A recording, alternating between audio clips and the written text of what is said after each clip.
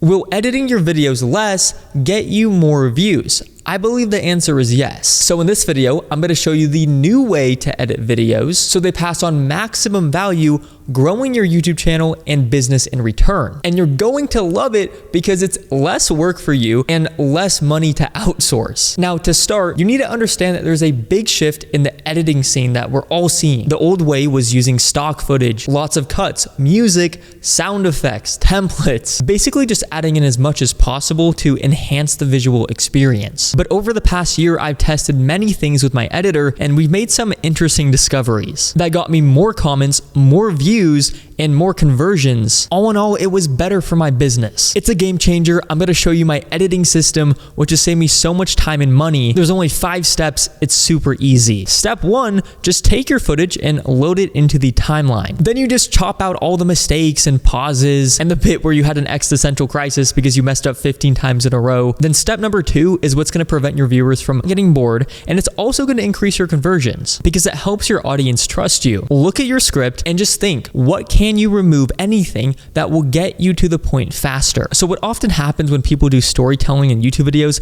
they think they're doing this whole novel that requires tons of details. So we're going to remove this line and that line and that line. Every single line that doesn't impact the rest of the video, which will keep your credibility and trust high without making viewers feel like they're waiting on whatever values in the video. You could have the best video in the world, but if the thumbnail is bad, nobody will click. CTR is the most important metric on YouTube. Mr. Beast knows this better than anyone. Probably spend around $5,000 to $10,000 a thumbnail. The thumbnail makes the difference between 50 million views or 200 million. Now, imagine if there was a way to get viral thumbnails instantly made for you, where all you have to do is add the final touches. Well, there is. I got this thumbnail in just 2 minutes without even having to brainstorm the concept. It's all done with a tool called Virathumb.com. I'll leave a link below for it. It works by identifying the top performing thumbnails for videos most similar to yours, then utilizing AI to generate new thumbnails of that same proven to work style. All you have to do is search your video topic, then click on use as template, or simply paste the link of a specific video and click extract. You can even add in highly customizable text, shapes, drawings, and images, which you can also remove the background from. If your reference thumbnail has a face, you can swap it with yours in just one click. Just upload your photos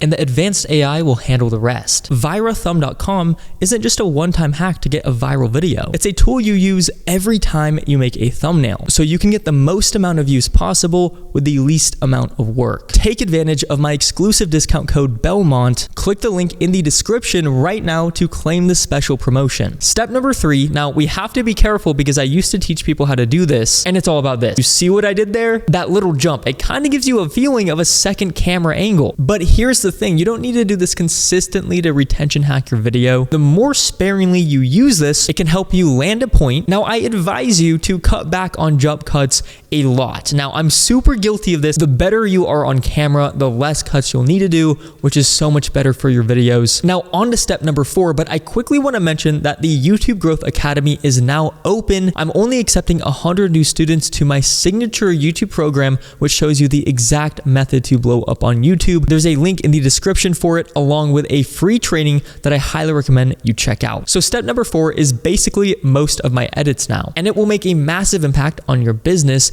and make information way easier to digest. And it's just because I use text. Now, to make this really simple and fast working with an editor, you just want to agree on 3 different types of text and also the look of it, like color and font. Then never deviate from that, because if you keep switching it up, your editor is going to do stuff that you don't like sometimes or just be hard to read. Then you're going to have to give them revisions to change it. It's going to waste their time and your time. So just stick with the same stuff. We want a repeatable video editing system instead of having every video look extremely different. So the first style of this text that I'm going to show you is extremely powerful. It's very easy and it works like this. So you know when you're reading a book and you flip ahead to see how long it is until the next chapter? We do that because we like knowing where we are, and YouTube has manual chapters now that you can add, and it helps with that, but it can also reduce the amount of watch time you get, so I'd use it sparingly. Instead, what you want to do is put countdowns in your video, like step 1 or step 2. That's really going to help organize the video, help the viewer know exactly where they are without sacrificing watch time by using manual chapters. So if your video is 10 steps to do something, just keep it simple and put numbers, like literally just one white on a black background, and that's it. Now, the second type of text that we use turns your videos from a boring slideshow into something that's actually entertaining to watch. Because nobody's ever been like, oh, I want to watch this PowerPoint presentation, but it has a lot of power in it, but you need to make it better, and here's how. Just use a split screen. So I'll be on one side and the PowerPoint or the text will be on the other side, and boom. There doesn't need to be sound effects or fancy transitions. Just have what you're saying match what's being shown on the other side of the screen, and you're good. But more importantly, if you're not on screen for a large portion of time, you're missing out on two of your most important tools: body language and facial expressions. So you either want to get your editor to simplify your points and add there, or you just write the exact things that you want in the edit right there and tell them to add it. The third text style that we use,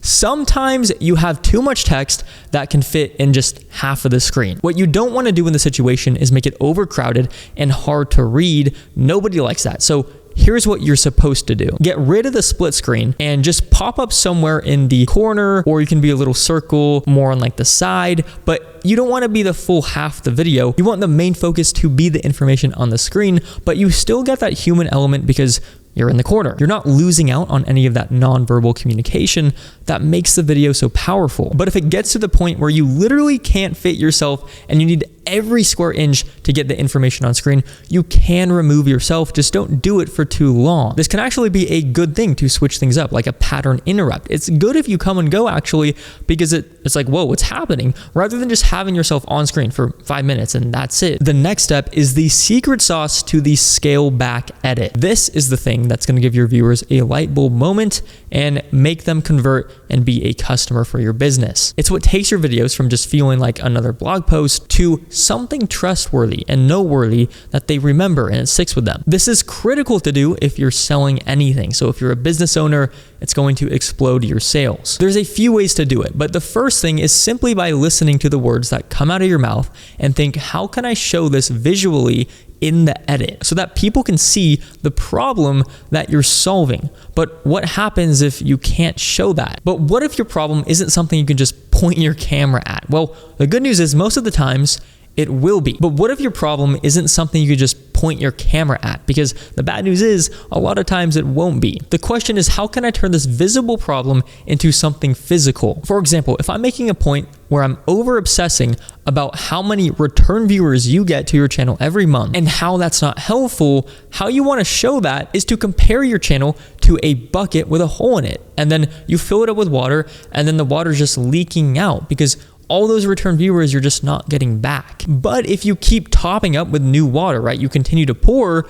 it just stays level. And at the end of the day, that's fine because you're still going to be getting new customers and viewers. So suddenly this abstract idea becomes tangible and visible and really easy to understand, which really gives that light bulb moment for viewers. The next way of doing this is to visually show the solution. One way to do it is just show each step on screen as you're talking through it. So as the video progresses, each part of it is added in the video visually. And a lot of times that's going to be done through text. Literally just put 1 or 2 words with what each part of the video is. And then at the end, viewers are going to be like, oh, that was really easy to understand because all those big main points were visually shown. So it stands out from all the other thousands of words that you're saying, and then viewers will be able to take action at the end. And when people feel like your solution is simple and it's easy to understand and they can go and implement it right now, they're going to end up turning into a customer, which is so powerful for business owners. Now, this last tip will increase your watch time. I call it the dance. All great stories are like a dance between context and conflict. You give a little context, the character's on a mission, they're doing something, and then, oh no, here comes a conflict. You give a little bit more context, the characters have solved that first conflict, they're on their way, and then, oh no, another conflict. This dance is how you keep a viewer locked in. It could be a feature film or a short form video. The dance is always there. Now, why does this work?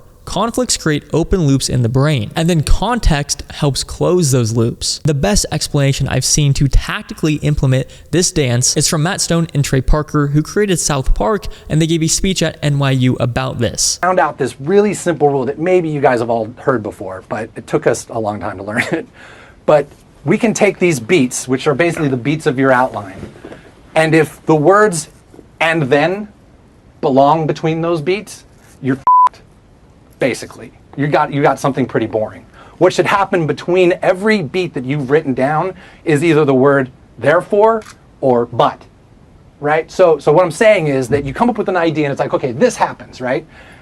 And then this happens. No, it should be this happens and therefore this happens. But this happens, therefore this happens. And that, as soon as we are able to, and literally sometimes we'll write it out to make sure we're doing it.